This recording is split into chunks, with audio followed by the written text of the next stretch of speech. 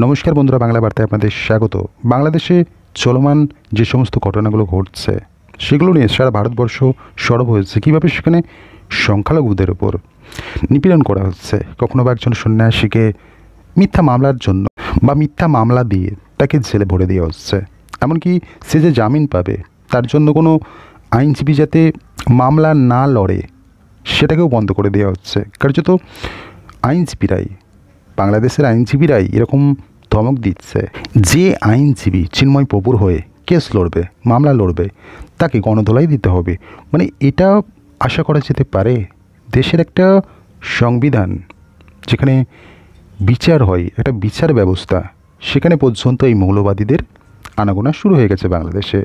তো খুব শীঘ্রই যে এই বাংলাদেশ তালিবান হতে চলেছে এটা বুঝতে কারোরই অসুবিধা হচ্ছে না।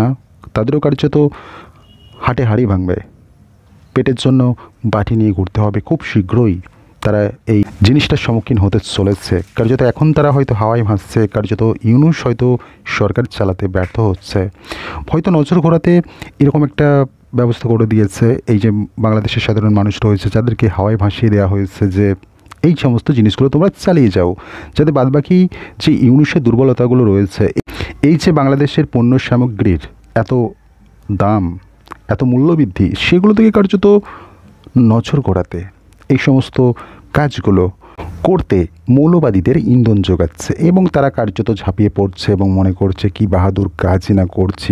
কার্যত সাপের লেজ মারালে ছোবল তো খেতে হয়, সেটাই ইউনূস দেখাচ্ছে না। পরবর্তীতে ছোবলটা যখন আসবে সেই সমস্ত মানুষরাই ভুগবে। কার্যত ইউনূস তো সরকার যখন ডুবে যাবে, কার্যত ইউনূস তো সোজা বিদেশে পাড়িয়ে দেবে, কিন্তু ভুগতে হবে সাধারণ মানুষকে, যাদের বাংলাদেশেই থাকতে হবে তারাই ভুক্তভোগী হবে। কার্যত ইউনূস তো তার ফায়দা তুলে, তার ক্ষমতার লোভ, সেটা তার স্বার্থ সিদ্ধি করে, স্বার্থ চরিতার্থ করে সে পাড়ি দেবে বিদেশে। আমরা দেখতে পাচ্ছি ভারতের বিভিন্ন মহল থেকে এই যে সংখ্যালঘু নির্যাতন বাংলাদেশে চলছে তার প্রতিবাদ জানানো হচ্ছে। সাধু সন্ত থেকে শুরু করে বিভিন্ন রাজনৈতিক দল তারা পর্যন্ত এই বিষয় নিয়ে সোচ্চার হয়েছেন।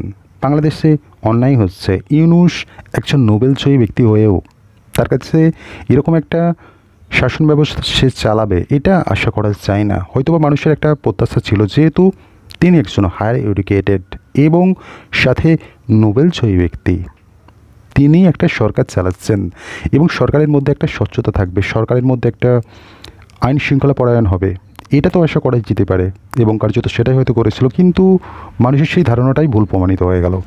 ইউনূসও যে ওই মৌলবাদীদের মতোই কার্যত তাদের হাতের পুতুল হয়েছে রয়েছে, সেটা কার্যত এই যে সাম্প্রতিককালে ঘটনাগুলো ঘটছে সেগুলো দেখে অনায়াসেই বোঝা যায়।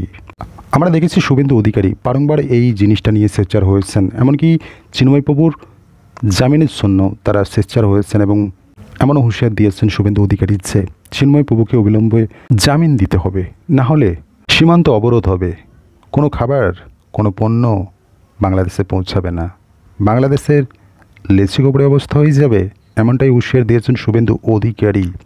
এবং সাম্প্রতিককালে যে বিষয়টা সামনে এলো, বিভিন্ন বিজেপি বিধায়ক থেকে শুরু করে শুভেন্দু অধিকারী, সেই সমস্ত ব্যক্তিরা অযোধ্যা যেতেন রামলালাকে দর্শন করতে, কার্যত সেই যে কর্মসূচি সেটাও তিনি বাতিল করলেন। কার্যত তিনি যেটা বললেন যে এই যে চিন্ময় প্রভুর গ্রেপ্তার, তার যে জামিন মামলার যেদিন শুনানি হলো, কার্যত সেদিন তো শুনানি হলো না, কোনো আইনজীবী হাজির হতে পারলো না, পিছিয়ে গেল একবারে সোজা জানুয়ারি। 1 মাস চিন্ময় প্রভুকে জেলে থাকতে হচ্ছে।